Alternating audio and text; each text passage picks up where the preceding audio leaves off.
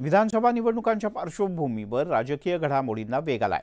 अशातच विदर्भात भाजपने एक अंतर्गत सर्वेक्षण केलं होतं, पण त्यामधला अहवाल हा भाजपच्या दृष्टीने आणि महायुतीच्या दृष्टीने चिंताजनक आहे। भाजपने केलेल्या अंतर्गत सर्वेक्षणात महायुतीला मोठा फटका बसणार असा अंदाज वर्तवण्यात आलाय। विदर्भात महायुतीला 62 पैकी फक्त 25 जागा मिळतील असा अंदाज आहे। एकट्या नागपुरात भाजपला 12 पैकी 4 जागा मिळू शकतात, त्यामुळे महायुतीचं टेन्शन वाढलंय।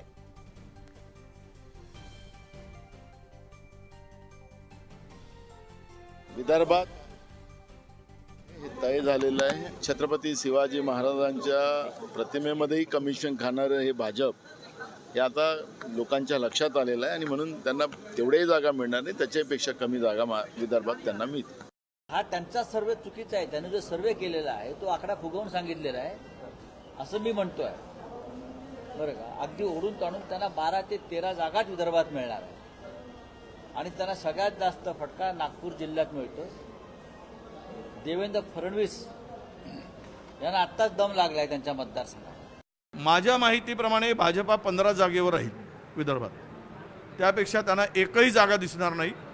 15 पेक्षा तेही फार मेहनत कष्ट करून 15 जागा मिळतील, त्यामुळं ते 25 हाही सर्वे मला बरोबर वाटत नाही, कारण विदर्भीय जनतेने त्यांना केव्हाच तडीपार केलेला आहे।